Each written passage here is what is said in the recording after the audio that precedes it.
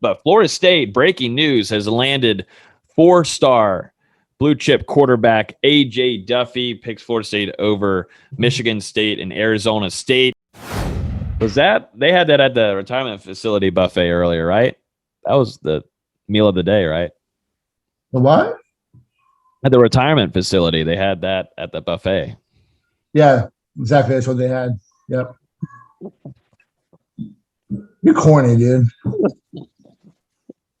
Like that's my job. You come on to here. Like Logan, if y'all, this is gonna go completely sideways, but I don't care. Hey guys, it's Terrence Mann. You're listening to Hear the Spear, presented by Noles Game Day. Go Noles. Hey, what's up? This is Peter Ward, aka Dub in the house.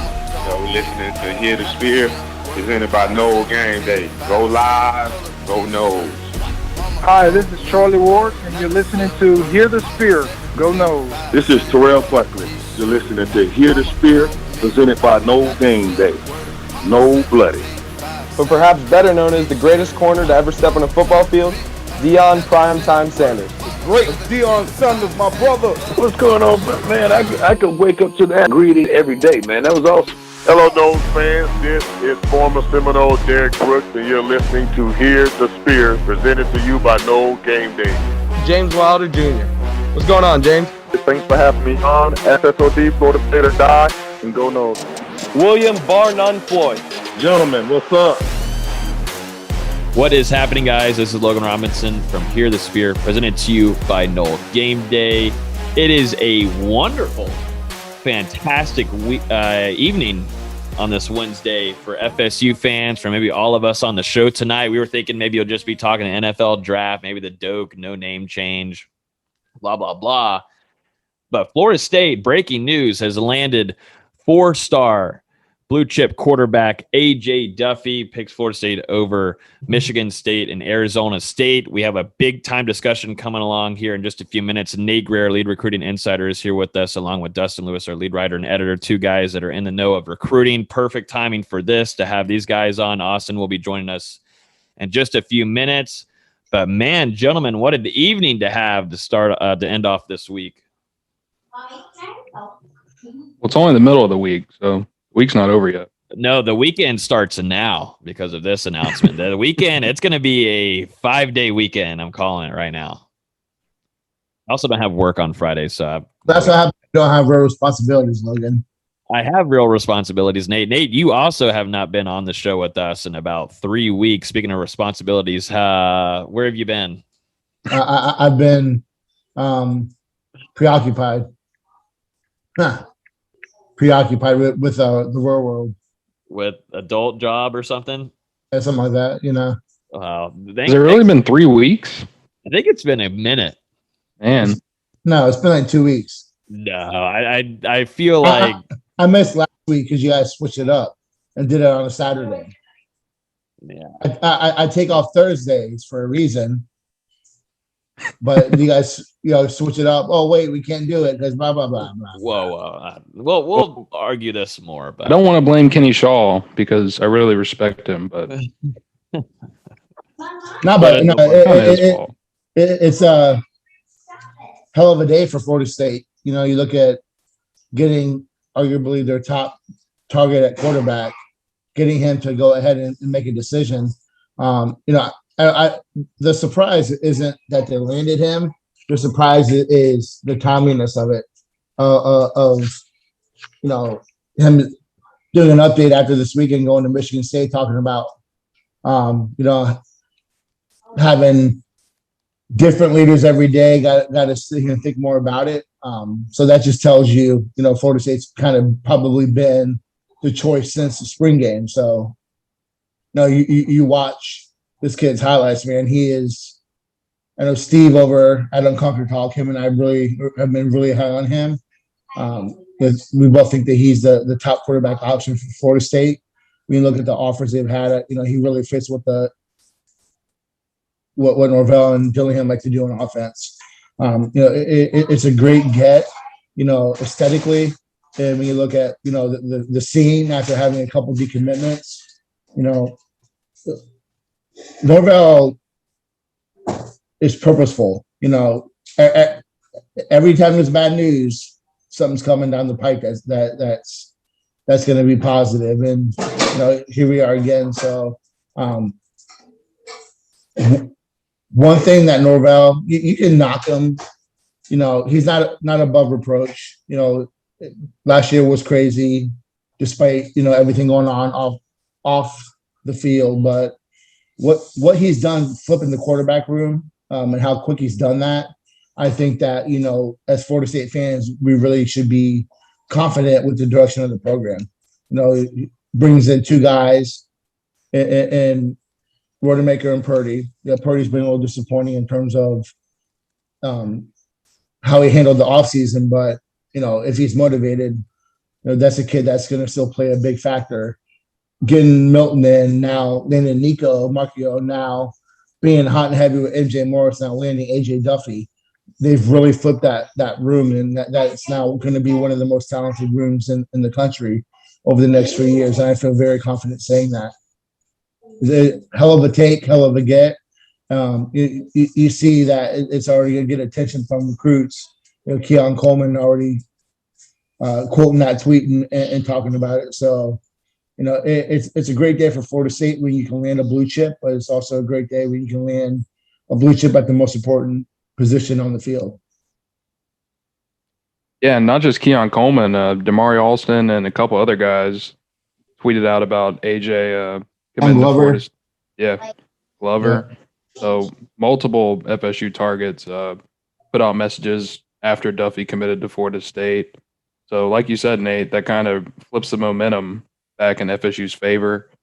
And yeah, I mean, this one, it really seemed kind of unexpected, but you look at the timeline and for him to commit on Kenny Dillingham's birthday, that makes me think it was in the works for a little bit, but probably for the rest of us, probably until about an hour until the announcement, it really came out of nowhere. Then Dillingham made that tweet like 10 minutes before Duffy went public, and that's really when everyone started kind of knowing, okay, so he's really about to join the class here.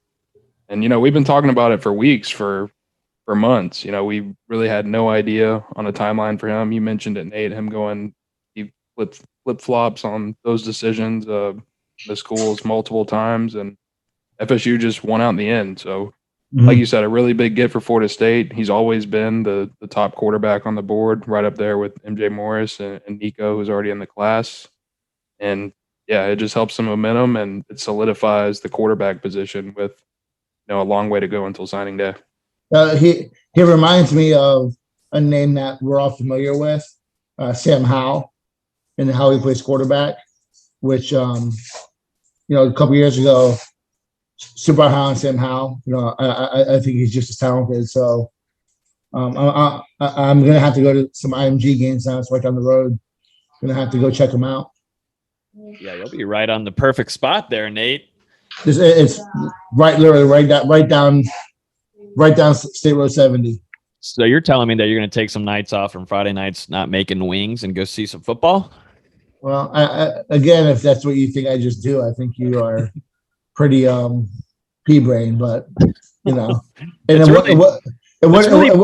it wouldn't be wings; it'd be boneless. So let's get that straight. And that's something your atrocious takes in food really hits the show here. Perfect timing because boneless. You just don't have a developed. Those aren't wings. Those are chicken nuggets. You don't have a developed palate. No, those are chicken nuggets with sauce on it. Chicken nuggets with sauce on it. No. Nuggets and boneless are different. That's just you guys aren't. You guys haven't developed yet. Your palate has not developed. I could go to Wendy's right now, and I could breading, different meat. You guys just don't know. No, I eat boneless wings. I know. Ask Logan what I got from B-Dubs. Yeah, when we went out to Kenny Shaw's camp at B-Dubs, he got boneless wings, and I was too tired. I couldn't slap him or anything. I was just too tired. And how easy was it just to eat them, not have to fuss with it, being out all day? It was easy. Logan he was complaining about his wings. So mine were perfect. No, I got the wrong flavor. That was a thing, but I'm a man. I like using my hands with things, Dustin. I don't need a fork, and I don't do my nails either like Nate does. Nate does. I'm not trying to get sauce all over my giant beer. Your giant beer.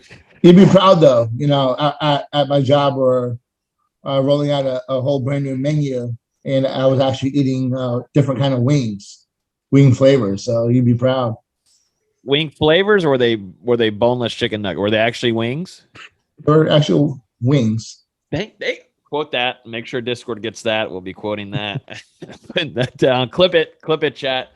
But yeah, no, the momentum that Florida State has right now on the quarterback front, just like that was a pretty strong statement, Nate, by saying, that room right there is going to be the strongest position group that they'll have next season if they keep these guys like AJ Duffy, and you got Nico Marcio. You lose Milton, but you also have Jordan Travis in the fold, and that quarterback room gets interesting. A lot of questions in the comments so far have been, what happens to this quarterback room? And if it does end up happening, you got Nico coming in and also AJ Duffy. What does that do to this quarterback room for the future? Only losing Mackenzie Milton next season.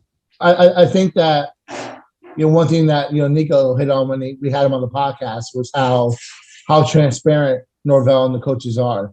They've been very upfront and open and honest with these recruits on what they want to do.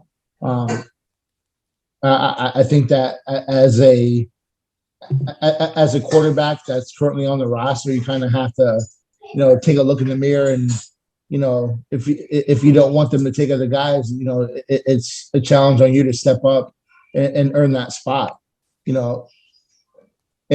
that's not a knock on Purdy, who had the shoulder injuries. I still think plays a role in the future of the program. We saw what we saw with Tate. Like you said, Travis, he's probably a 2-year out guy. Milton, they brought Milton in for a reason. And that's because they think that they can still, I'm not saying win now in terms of winning the ACC, but they think they can win now in terms of getting the ship right and moving in the right direction. But if I'm a quarterback, I look at it as that it's more competition. Something's going to happen. Mm-hmm. Yeah, something's going to happen. It has to. There's going to be some form of attrition. Don't know what that looks like yet, but something's going to happen because you're not going to keep Rodemaker, Purdy, Markiel, Duffy. You're not going to keep all of them. You're just not going to. So you're not going to keep all of them. So you know how I feel about Jordan Travis, but but I just don't. They're not going to keep all of them. It's just the nature of the way the game is right now. You only have one ball, and that's how it goes. And at worst, it's making that room a lot more competitive than it's been since Jimbo. So you got to be happy with anyway how it unfolds. Does a Costco chicken wing count?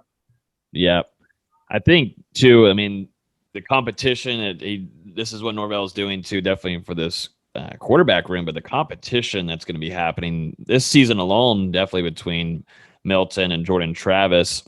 Nice. But keeping that going heading into next in 2 seasons, whenever Nico Marcio and you have AJ Duffy coming in, this room is going to stay hot with competing with one another. And I think that's something that Norvell has been preaching on since his arrival in Tallahassee. So I like it. Kind of follow up with what again what Nico said. It seems like him and Duffy are friends or friendly, so it's going to be a friendly competition. I'm sure that they're going to go at each other very, very hard, and that's what you want to see from that position. So I love to see it. I think that shows Nico's willingness to compete as well. For him to know the plan is for Florida State to bring in 2 quarterbacks, to know that AJ and MJ are the top guys on the board. And he's sitting there, hitting them up, texting them, building relationships with these guys, even though he knows, they're both going to come in and have to compete for one spot. Yep. I mean, and you never know what's going to happen, man. Things happen. Injuries happen. Things unfortunately happen in college football. So you have to recruit that position as thoroughly as possible. You have to have as much talent as you physically possibly can. It's not impossible. I'm not comparing it to them, but you look at Alabama and people are questioning, Alabama's landing all these guys. How are they doing it? So things happen. and guys, as long as they're getting developed and as long as there's competition, we'll see. But it's possible to keep more than one blue chip guy on your roster. One last thing to note, because there's been a lot of questions too. What does this do for MJ Morris and maybe even also Nico Markiel? Like, what does this do for them in regards to, is this open up maybe Nico where he looks at even looking at other options or maybe not being so solidified in Florida State? And then what about MJ Morris too, which is a high target from Florida State, and he had Florida State as his top school just a month ago when he was on here with us. What does it do to these? Put out an interview with MJ on Tuesday that you need to go check out, everybody. But yeah, Dustin, you just recently talked to him, but so it's gonna either unfold like this: either AJ beat MJ to the punch, and Florida State's got their two quarterbacks, or Nico backs out and MJ can slide into that spot. They still get their two quarterbacks. Either way, it's a win-win for Florida State. I'd be surprised if Nico did back out with the way he's been and the comments he said. But at the end of the day, quarterbacks want to play. So, opportunity is going to probably be offered to him. I'm sure that, school's going to negatively recruit Florida State in terms of what they have in that room right now. So I would not be surprised if you either see him take visits or you hear the rumor or the smoke start of him looking at other options. At this point, I would be surprised. Yeah, I mean, he talked about it, like you said on the podcast. Florida State has been transparent with him from the beginning. And, I said a couple minutes ago, but he's talked with these guys. Like, he already knew the deal, whether today was a surprise or not. He knew AJ or MJ was likely going to be who was coming in to compete with him. So I don't think – I haven't got a chance to get up with him yet, but I don't think he's surprised at all. Let's move on here. We got the NFL draft to go over to and a little bit of recruiting along with basketball once Austin jumps in here. But we might as well finish the recruiting if we already did Duffy. Yeah, I mean, we can go through recruiting to finish off D-Lou if you want to. So the last thing is four-star linebacker Jerron Willis announced that he'll be committing this Saturday, I believe, whatever May 1st is. And, it's come down to Florida State, Georgia Tech, and Ole Miss for him. And I've actually had a prediction and for him to FSU since early March. But I'm considering changing that to Georgia Tech because it just seems like Georgia Tech is recruiting him as a safety, whereas Florida State wants him at linebacker. And it just seems like right now he prefers to be at that safety position at the college level. So I think that's going to be the big factor in him probably choosing Georgia Tech on Saturday, but at the same time, he's still planning to take all of his official visits. He'll be back up to Florida State in June or July for his visit to meet with the coaching staff on campus. I wouldn't be surprised if we see him come to Tallahassee for a game during the season as well. And he's still going to be a top target for Florida State and someone that they'll be recruiting. And I think they have a good chance of getting him back in the fold down the line, but we'll just have to see. For now, it just seems like Georgia Tech is trending. I agree with that. I don't understand it, but I'm not a college coach. I don't understand how or where you see that actually happening. But, you look at his frame, he's someone that's going to blow up in college. So hopefully he's making a smart decision, not a short term. But, I definitely – so what, 3 days ago, I sent you guys a text, I think, that he's going to Georgia Tech. Just tea leaves, man. The time of it, the announcement, going to Georgia Tech, profile changes, the talk about him wanting to try to be a safety. I just don't see it. He's a linebacker. I hope Florida State keeps pushing because I think that he's showing that could be really good for Florida State with his ability to get sideline to sideline. He moves really well for a big guy. He's an impressive linebacker. So I hope that he commits to where it's looking that Florida State can still be pushing for him.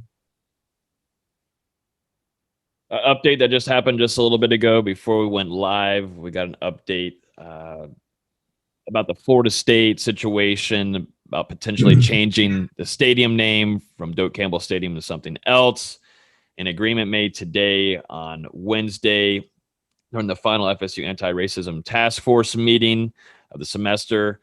There was a rejection of sending this to controversial issue to the university president. So Florida State's stadium name change will not be happening. It will stay as Doak Campbell Stadium until further notice. I'm sure we'll get an update here in the fall, but as of right now, that changes are going to be happening after a big time. In the last year, there's been a big movement towards wanting to change that name. Just an update earlier today, though, that is not going to be happening anytime soon. So something that we'll keep an eye on heading into the fall is that will probably ramp up, and that conversation will grow into the start of the football season. So just a little update there.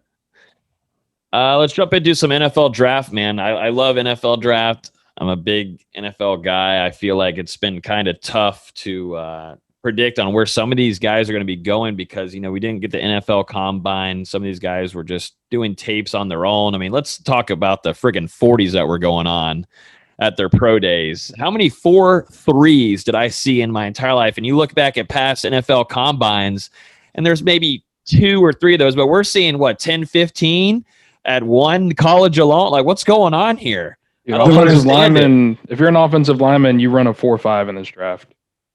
It's because they're running 35 yards. Yeah, I don't understand that at all. And of course, the colleges are tweeting them out, and that makes sense for them to advertise their players and saying they're running 4.32s. I mean, D-Luke could have gone out there and run a 4.4 flat with ease with the times that they were putting out. Shoot, Nate, I would have ran a 4.25. No. You might beat Los out there. That's what I'm saying. Yeah, Nate would have a chance with those times. But anyways, yeah, NFL draft is this weekend. Starts off tomorrow night. I'm excited. I'm interested to see where my Steelers are going to pick. But, the focus right now is where these FSU guys are going to go. I hope Pittsburgh takes Kyle Trask. Stop. That is not happening. I'd go to an island for a month. You wouldn't hear from me. You're not saying early though, but later on in the couple rounds. First round. Stop it. I hope they take him first round. I would choke on a wing bone on purpose to have that. If that were to happen, you would see. Can't do that if you eat boneless. Well, that's exactly. I need to have bone-in wings to kill my. Well, I don't need to be saying that on live on air and everything. Not a good idea. But anyways, yeah, NFL draft. Dustin said he's not so excited. He said he's not really that excited. He also doesn't have an NFL team he really pulls for, so he doesn't really matter on who they're picking. And I pull for the Saints if Jameis starts. That's the condition. Yeah, and I think that's what most FSU fans fair. Are doing this year. Yeah, no, I will. I also, if Jameis does start, I need Sean Payne to unblock me. I tried talking to Jameis about that. I do hope that Asante finds his way in the first round. It looks like it'd be in the late side of that round, but there's a couple teams like Green Bay that are looking for a corner. I really hope that he finds a spot in there because he deserves it. He's one of the. He doesn't match a Horn or a Surtain, physically, but I think he's as good in terms of being a cover guy. If he was 2 inches taller, I think we're having a different discussion about him. But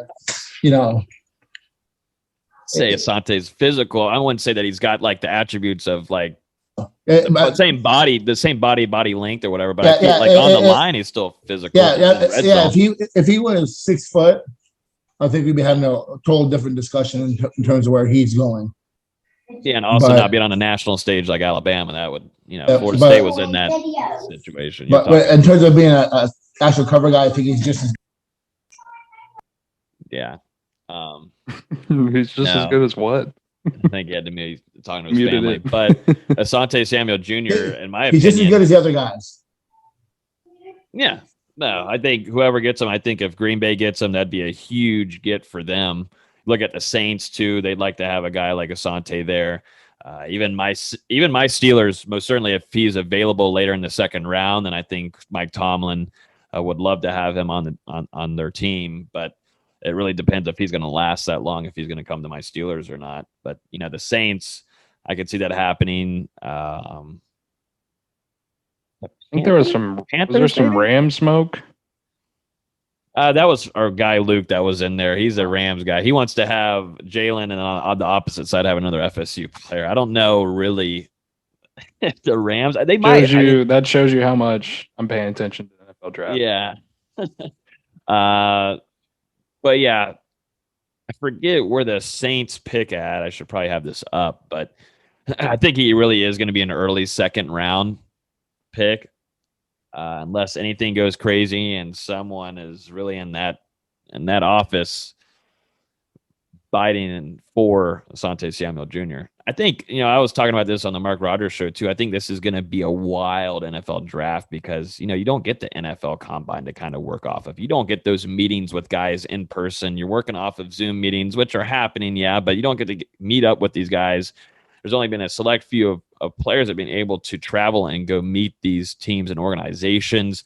A lot of these, you think about it too, a lot of these D3 schools, some of these lower class schools weren't on national television as much. A lot of these scouts weren't able to go visit these games. I think it's going to bring in a different kind of attitude with how these teams are picking these players. It's something to keep an eye out on. I'm sure we'll hear all about it tomorrow night, about how we didn't have an NFL combine and all this kind of stuff. But it really is something that will change the aspect of why they're picking these players, because it's interesting. You really got to do your research on this and do your homework for these scouts. And totally not FSU related, but I think it's completely ridiculous what's going on with Justin Fields and everyone picking him apart, man. I don't see it. If San Francisco takes Mac Jones at number 3, yeah, I'm sorry. I don't understand. They take Trey Lance. Mac Jones is very much like those. I feel like he should be with Trask. I feel like he should be with Trask in that kind of tier going into this draft. He's like Matt Reiner, having that super elite offensive line, all the talent around him. I'm sorry, I don't see it. Yeah, whenever you've got they're overthinking it with Justin Fields. Yeah, when you've got Devontae Smith, and then you've got Waddle there that you're throwing to, or it's projected to be 2 first-round wide receivers, and then you also have Najee Harris, who's projected to be another first-round situation. Mac Jones had 3 Ferraris, Lamborghinis, a Porsche. He had Timmy Jernigan, freaking loaded car out there. I mean, it was stacked all over the place. So where do you think you're going? What rounds? All right, so Asante Samuel Jr. We're going to take our guesses now. Mm-hmm. We need to write something down for this. No. Read your text from earlier. All right, let's go first round. So Asante Samuel Jr., I'm going early first round for him.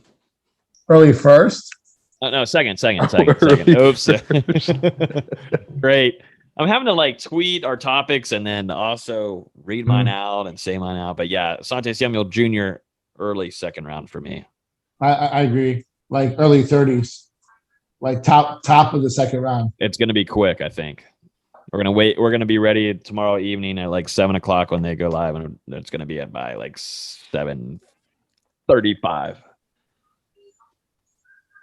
I'm saying second round. Wow, very. I'm not putting some distinction on it like you guys. Wow. You're also a loser. Anyways, going on to number 2. Who do we think here? Is it Terry or Hamza? I think it's Hamza next. Can't hear you, Nate. Nader. I think it's Nas, man. I think that I think he's a second round pick if he doesn't get hurt. I think that coming off his junior year, he would have left, but I think that he fits what the NFL is moving to. So I can see him being. I got him going like early third. Coming off the injury, so he didn't have a lot of tape from last year. I think that that lack of what you said, the lack of scouting, the lack of seeing these guys in person, I think that is going to hurt him a little bit. So I see him going early third. Mm-hmm. Yeah, no, I'm right there with you. I think it's middle. Give me middle third for Hamza. He's a guy that was injured, but whenever he had the chance to play, I really wasn't expecting to see him play last season at all. If we go back to the season before that, that'd be 2019, and look how if that Florida game didn't happen, I think he would have been gone. I thought he would have already been gone to the NFL draft, but that injury really hurt his stock there, so he decided to come back, and we didn't get to see him until the latter part of the season. He plays a few games. He plays well. He got an interception. I think that's out of all of these guys, between probably maybe Terry too, which we'll get to. I think he's a steal out of all of these guys, except for Asante. We already know what Asante is and what he brings to the table, but as a steal for maybe there's some question marks for these guys. I think Hamza Nazarene is a steal for any organization that wants a smart guy that knows how to tackle and can cover the field and tackle left, east, and west. Agreed. Yeah, you guys kind of said it all. I mean, he was a good jack of all trades defender for Florida State, lined up in multiple spots, safety, cornerback, linebacker, even off the edge a couple times.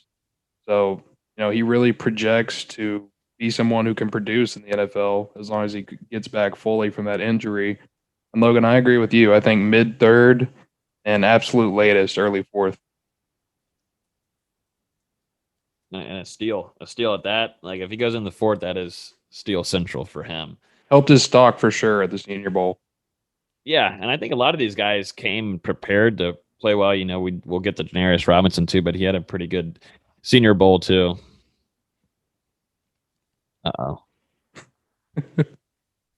Nate's trying to figure out the unmute button. No, because y'all crybabies talking about this background noise and living my life. It's not me. It's the Don't lump me in with him. It's the Apple podcast. It's I read our reviews from our consumers and our listeners. God forbid I do that. Tell them to listen to their kids. So, anyways, I think if they cut on that tape of him as a junior, if that plays a lot of the evaluation part, you could see him maybe go a little bit higher. Because he, like you said, he was very, very special in 2019. Mm-hmm. All right, here we go. We got to pick this one. Who goes after this at number 3? Is it Tamarion Terry or is it Marvin Wilson? I'm going Tamarion Terry on this take. That might be a bold take. I don't know if anybody else is with me on this. Is it Tamarion Terry or Marvin Wilson? I got Terry. Terry going fourth round. Terry's going fourth round? I'm going Marv, fourth round, but before Terry. Okay. Fourth round. So this could be an action-packed kind of area here for a lot of Noles. So if we look back, we'll talk about Tamarion Terry first. Had him last season. Terry ends up in like Green Bay. Green Bay needs a wide receiver. His ability to catch that deep ball. Aaron Rodgers is probably the best in the NFL right now still. Him or Mahomes on that deep ball. Big Ben hasn't retired. So anyways, like I was saying, I think that would be a crazy fit. I'd like to see him, with a Mahomes or with a Rodgers to see what he could do in the NFL. Yeah, I'm thinking about Pete Carroll's perfectly stacked. He's fine over there with what he's got, but a team like Seattle would kill for a guy like Tamarion Terry. I mean, just deep ball going down, just like Nate was talking about, deep ball threat, his speed, he's faster with football pads on. He's going to excel somewhere, and a Green Bay team like him would love to have him, but I think he is a 4th round guy, and I think he's probably my second steal out of these FSU guys that are going. He's just got that speed. It's really the only thing hindering him, and I wonder how his meetings went, were just his mental state and, things that maybe were lacking there. And, if he puts it all together, that is a big time threat at wide receiver. It's not necessarily a knock on him going round 4. I think it's just the fact that it's a really deep position this year. But also combined with, how things went sideways this past year. Yeah. This draft is very deep. Mm-hmm. Yeah, and you've got a lot of staff. The staff changing doesn't help anybody in that regard either. So it's a tough situation. He went through a lot too with personal things going on. And, I really am. We're definitely all rooting for him. And I think he's got crazy talent. And he's made some catches that, were extremely special during his career at Florida State. That's why I'm thinking he is going to be a steal if he's got tunnel vision and he's good to go. I'm sorry, but, look at that, like CBS. Sorry, we didn't mean to cut you off, but guys like, I know Rondell Moore was really good as a freshman, but he's like 5'6". Kadarius Toney, he can't catch a cold. Dwayne Eskridge from Western Michigan. There's a lot of guys ranked ahead of him that I would not put ahead of him. A lot of small receivers in this draft. CBS has him as 116 overall in terms of position, but they have Tutu Atwell, Daz Newsome, Amari Rogers, Sage Surratt, Diami Brown, Cornell Powell. That's just from the ACC ahead of him. I don't see that. I don't see that. Yeah, no. On to another Nole here. Marvin Wilson, as Dustin thinks he's going to go before Tamarion Terry. We'll see. I mean, the big thing with Marvin Wilson, you go back to him arriving at Florida State, you thought that he was 2 and done. Bye-bye. Adios. That's an NFL product already coming into the fold at FSU. Ends up not happening. He stays all years in Tallahassee.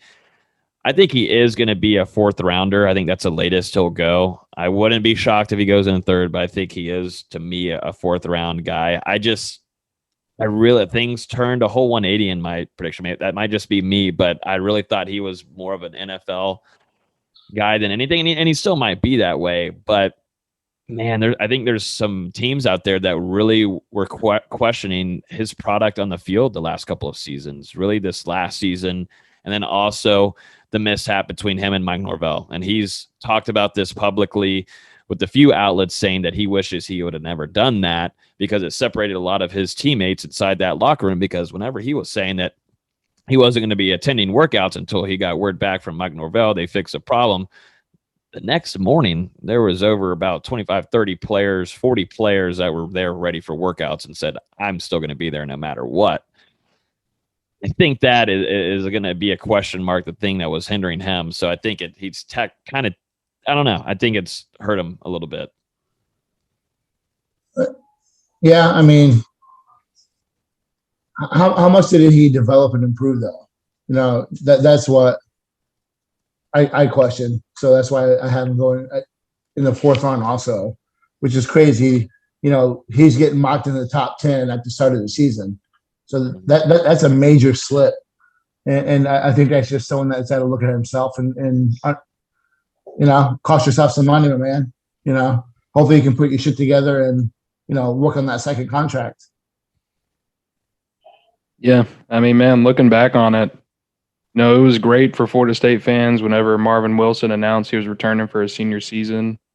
I think it was last December or whatever, whenever Norvell got hired. But, he probably should have went pro in 2020 and went ahead and gotten paid in that draft, because like you guys have said, his stock has really slipped, and I feel like the perception of Marvin Wilson has slipped. And you said it best, Nate. He's got to focus up now and turn it around. Yeah, I don't know. I'm interested to see. I think a team maybe like Dallas and those kind of rounds late in the 4th, 5th. He's going to be a boomer bust. Either he's going to be really good or he's going to be out of the NFL in 3 years. Yeah, and he's, like you said, he's got to be a quick answer guy, whichever team takes him, and got to make the roster too. It's crazy how much can change in 3 years, even a year, maybe even less than a year, which is crazy. Just like Nate was saying, projected could be a top 10 pick. Crazy.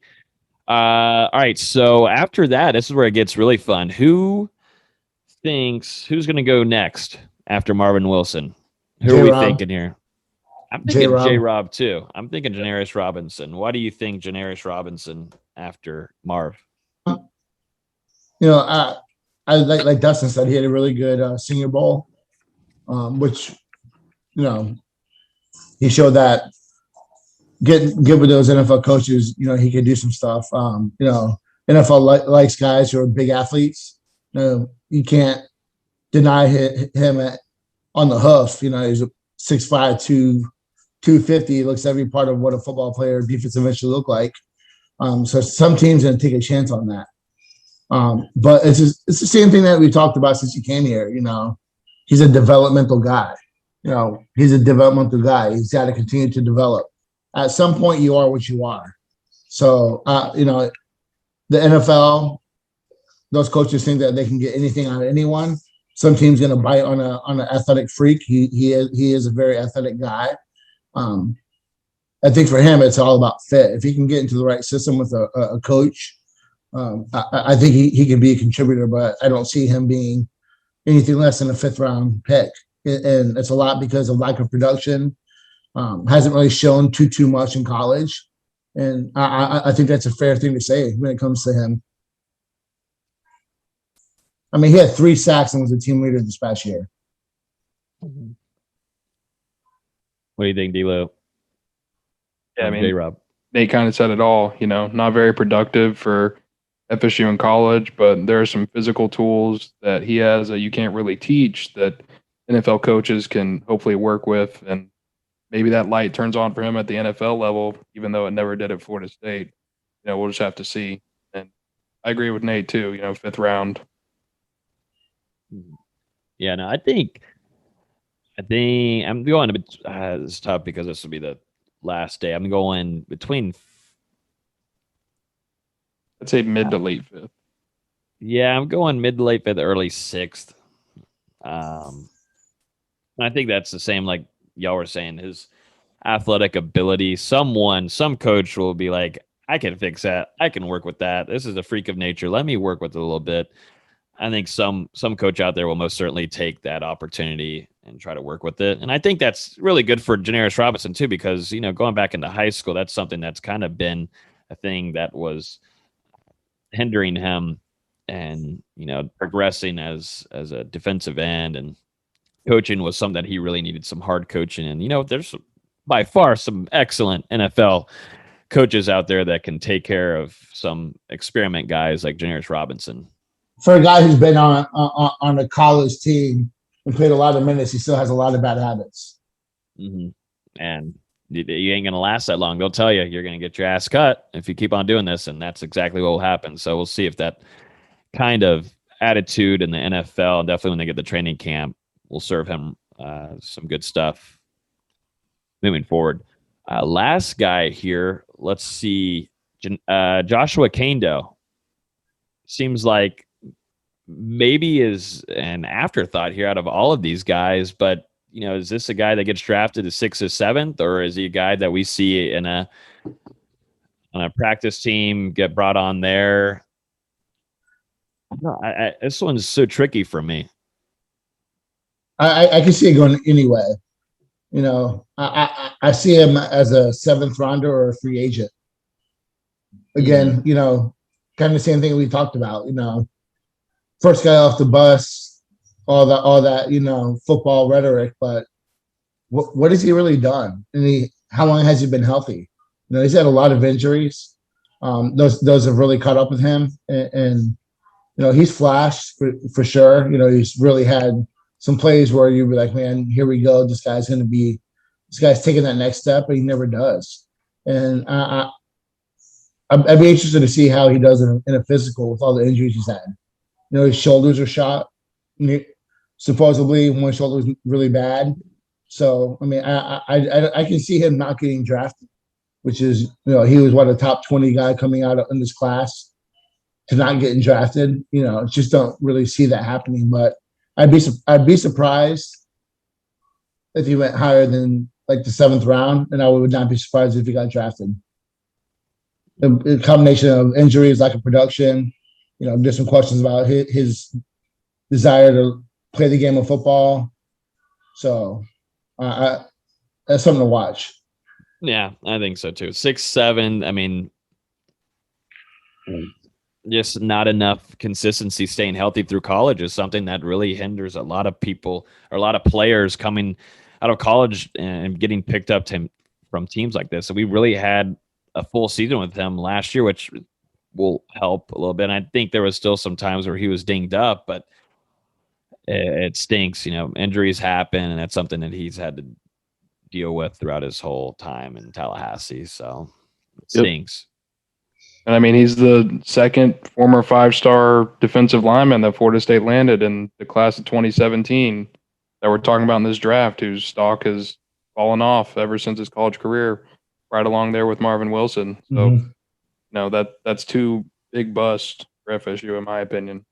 5-star guys that didn't come close to panning out to what you were expecting whenever they came into Tallahassee. I agree. I think he's late 6th, 7th, undrafted type of guy. Okay, so if I'm counting right, and we'll get Austin's take here in a second, we've got Asante drafted, we've got Hamza drafted, we've got Tamion Terry drafted, we got Marvin Wilson drafted, we got Janarius Robinson drafted. So we're saying at least 5 guys drafted this weekend. That's what we're saying. Yeah. Okay. Austin, you give us your take real quick, the rundown on who you think, because you're an NFL guy. You're like me, and also Nate too. I love NFL. I thought the NFL season last year was great.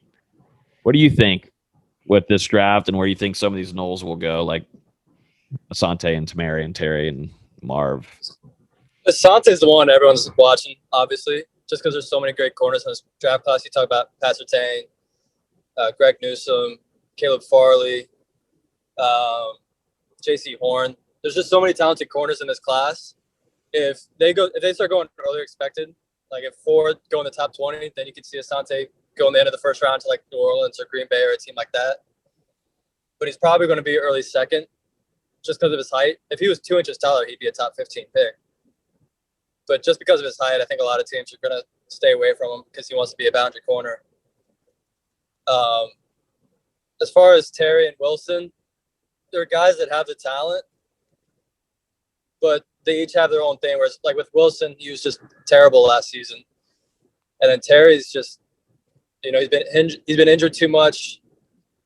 He opted out of the season halfway through. I know a lot of teams have been taking players off the board due to that. We'll see.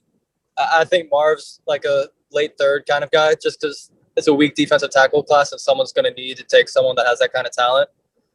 And then Terry, probably early 4th. Same thing. He's got the talent. Someone's going to bite on it at some point. Then you look at, the 2 DNs you guys were just talking about with Janarius Robinson, Joshua Kendo, guys that have the length, have the athleticism, don't have the production. Probably going to be late round picks, like 6th round, 7th round, if they get picked. And then Nasruddin, I think a lot of teams really like him. That box safety or that overhang safety is something teams really cover right now. Guy that can play in the box. It's just that ACL tear, if he's going to pass all the medicals and the physicals, just because they didn't have as many medical checks as they did in a normal draft process. He's probably going to be a 3rd round guy too, I would imagine, just because, again, it's not a very strong safety class from what everyone's saying. So a team's going to take a chance on him. Yeah, no, I'm excited to watch it this week, and I'll be set up right here tomorrow evening. We'll be going live on IG for a little bit to watch it, but I'm excited. I think I was talking to them earlier, Austin. I think just because we don't have the NFL combine, you don't have guys being able to go visit organizations. You know, have a lot of scouts being able to go to these games as much as you would have liked, as you know, in previous due to COVID-19. So I think this is going to be a really interesting draft. A lot of teams had to do their homework and strategize on who they want to select. So I think it's gonna be fun to watch. And a lot of what they're saying is that to go back to 2019 film to watch a lot of these guys. So that may benefit a guy like Marv, who had a pretty bad 2020, but was pretty good in 2019. That's what I said about Hamza. I think that's the one who would really significantly help as you see him healthy. And you know, he was a monster that year. So we'll see. I mean, Wilson was too. He was really good in 2019. I think if there was going to be any benefit from this draft process, it would be those two guys who couldn't perform the way they wanted to in 2020. We'll leave it at that. Yeah. Are you driving? Yeah, I literally was leaving work as I joined the call.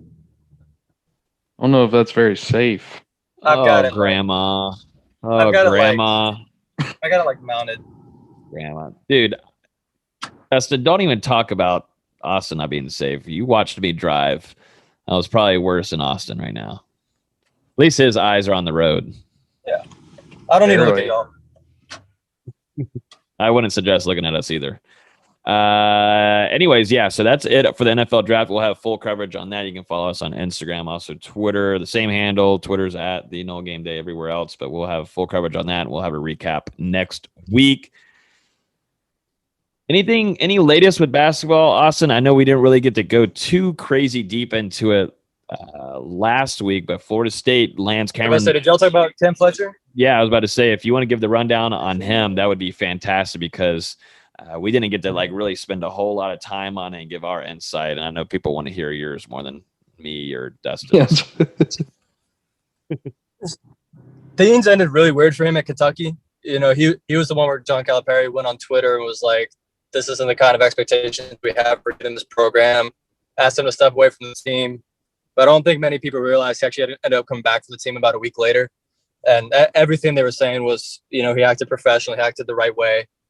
And really just from what people are saying from Kentucky side, it was really just he got too competitive and was upset that no one was competing as hard as him.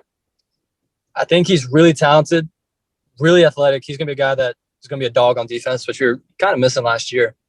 Great athleticism.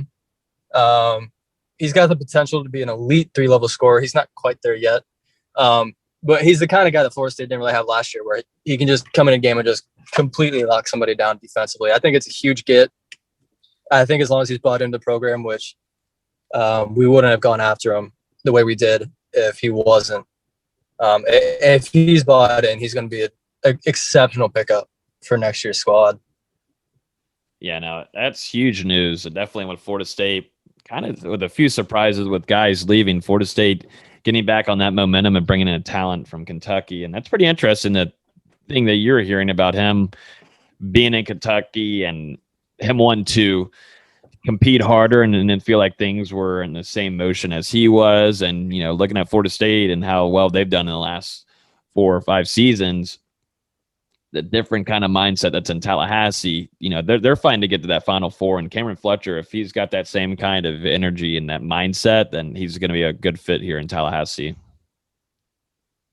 What's he He said it in his introduction statement. He's like a shooting guard small forward. He's 6'6". But he said it in his initial interview that national championship to Leonard Hamilton. I think that's what you want to look for from a kid coming in. And Florida State should be able to score the ball very, very easy next year. I mean, he easily makes up for losing Sidar Calhoun. Yeah. Nate, someone asked on the YouTube chat from Barado Garcia, did we get wings, Nate? I mean, boneless? Not yet. Not yet. I did have a celebratory soup, though. I had a nice crab and corn chowder. It was delightful. Was that they had that at the retirement facility buffet earlier, right? That was the meal of the day, right? The what? At the retirement facility, they had that at the buffet. Yeah, exactly. That's what they had. Yep. You're corny, dude. Like That's like, why you. That's my like- job. like- You like- come like- on. You like- come like on to here here. comes- like Logan. If y'all, this is gonna go completely sideways, but I don't care. So you had this guy Logan who's like weighs like $180. Yeah, right. 206. And 206. he's got these like unathletic, straight, no calf legs. But like if you look at him, he's got like these legs of a chess player. A chess player? Yeah, so he thinks that like come out here and just beat Karlos in a race, and he's like this athletic gift. Yeah, look at that. Those are tanks. Those are like knobby knees. Where's the calf at? Look at the calf. Right? I can't even do that. I'm like a weatherman. Look at that. That's a calf. And look at that. That is a calf. Look at that. Look at that. Legs of a 50-year-old Karen. That's what your legs look like. 50-year-old Karen. That's what you are. Yeah. Yeah. So here. Bring it.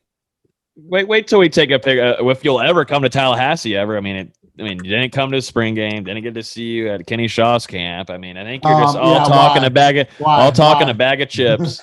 Why? All talking a bag of chips. Why did I not come? Are you bringing up a picture of you? You're not going to bring up that picture of you with the first day of school sign. Yeah, I'm going to show you what a real man looks like. Okay.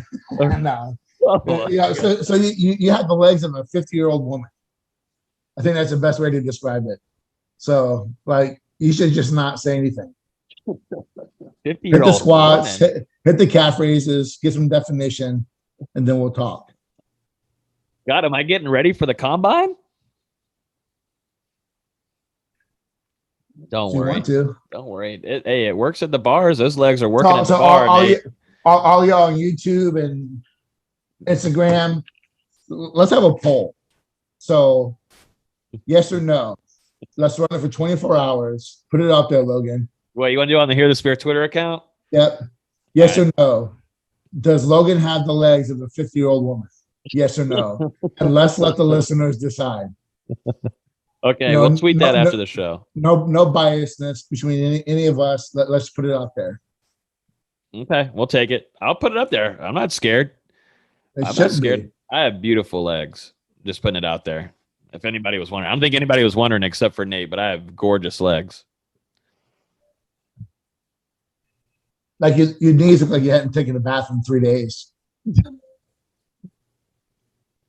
Do you wash your legs in the shower? Or are you that guy who just washes his top and hops out? No, I wash everything, Nate. I got to be like I said, I got to be ready for whatever kind of situations come to my bedroom. So I got to wash. I'm washing everything, Nate. With that scenery behind you, we already talked about. That's not happening. You have Vanessa Hudgens.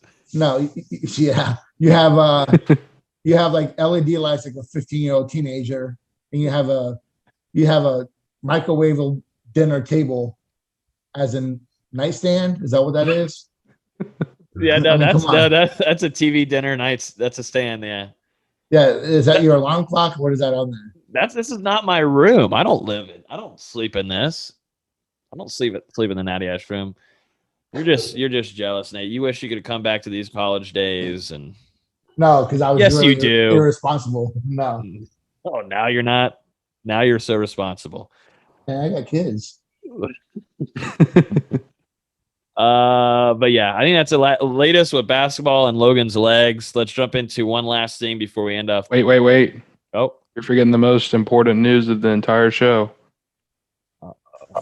Nate Jack transferred to Cleveland State.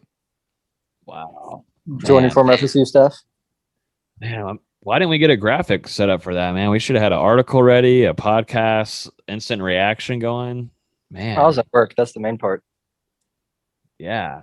But man, I really have some strong Breaking takes news on that. That's crazy, man. That's all right. That's it.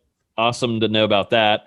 Anyways, let's jump into one last thing before we end up the podcast. Some sad news this week. One of my favorite former Noles, whenever I was growing up, I know Dustin tweeted about it too early this week.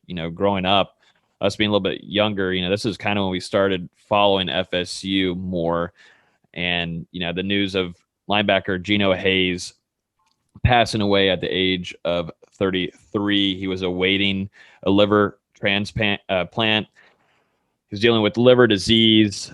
He was diagnosed with it 2 years ago, but really, really sad news to hear. I hate hearing this kind of stuff, getting this news. It was really late the other night when we got it. He was in hospice from what I know of, and he was there for maybe close to a week.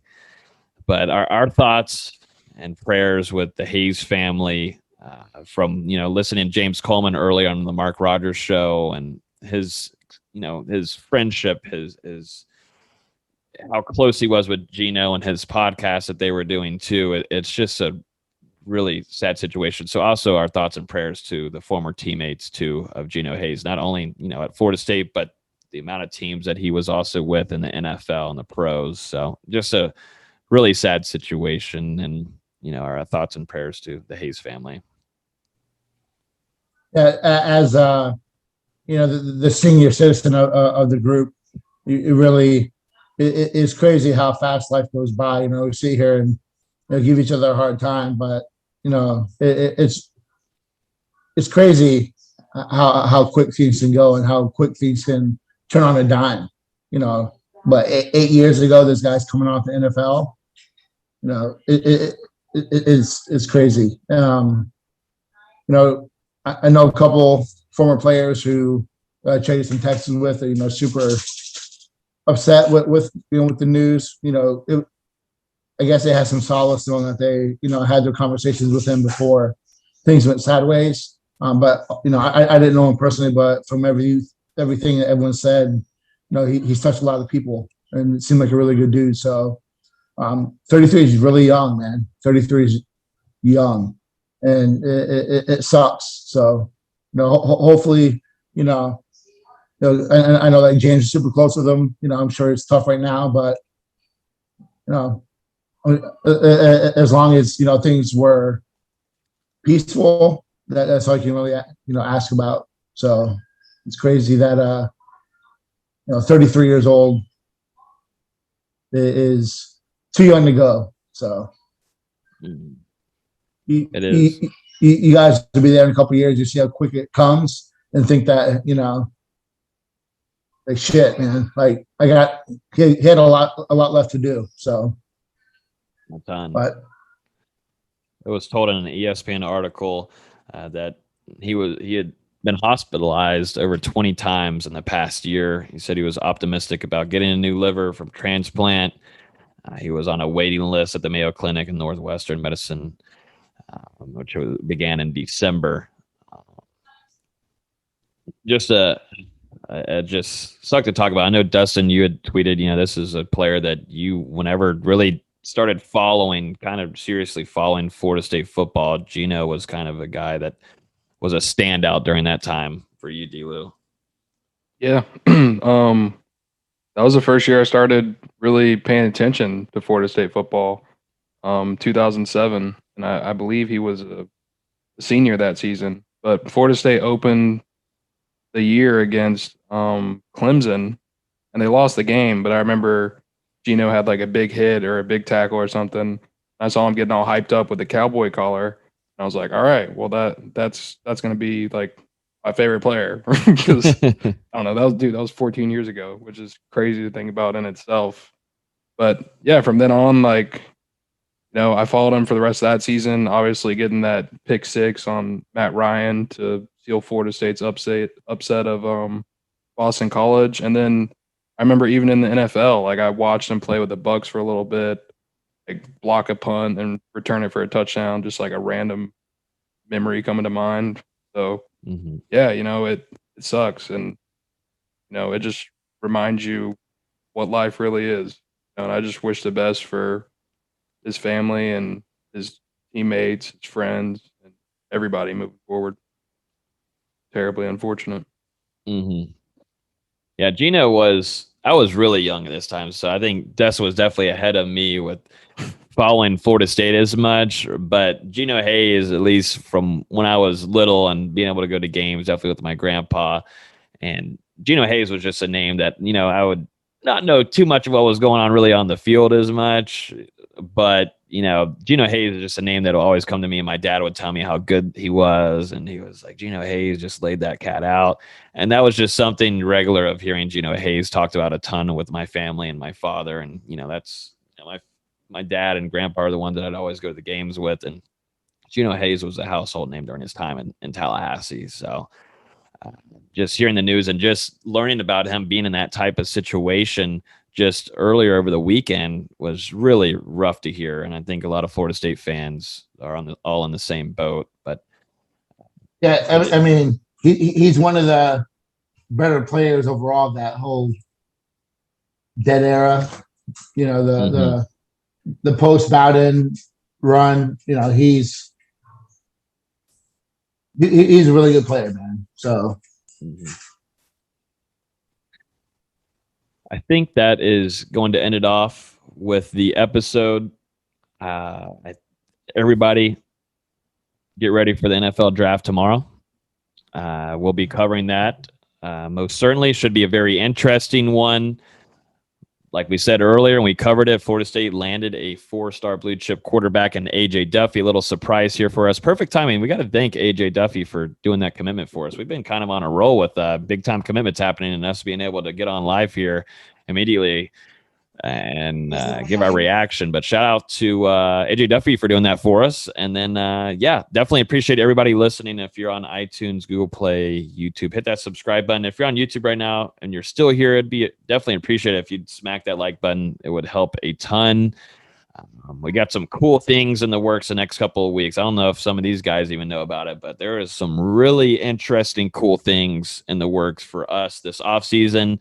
As always, you can join our Patreon, which is another thing to keep an eye on. Patreon.com/NoleGameDay for insider news, nuggets, recruiting scoop, and more. Definitely from Nate and Dustin. And I keep on saying it, you're going to have a very boring off season if you're not inside this Patreon and inside the Discord. It's going to be so boring for you. It's going to suck really badly. And it's really true because I couldn't imagine not being in this Discord anymore just because of how interactive it is.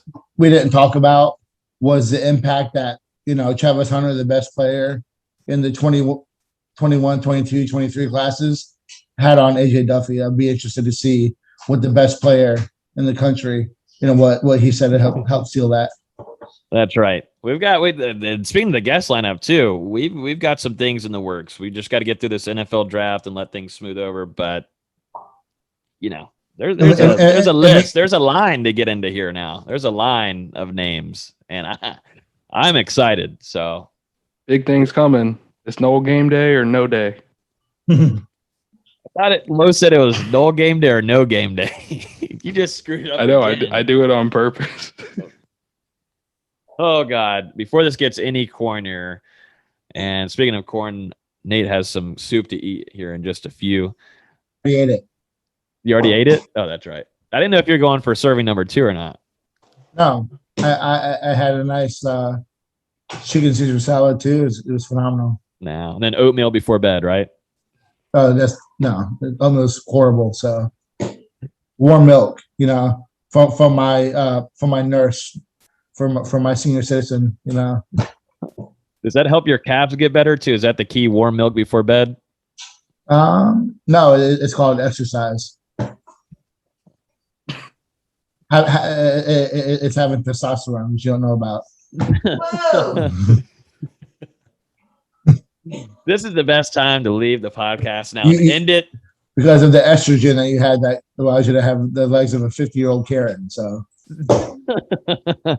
trust me, I get enough estrogen and testosterone living in Tallahassee.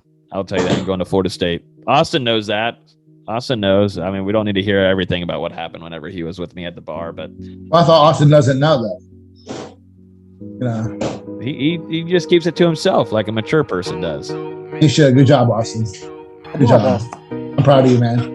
You do your best. All right, guys. Thanks everybody for listening. Y'all have a great rest of y'all's week, and we will see you guys next week. Peace.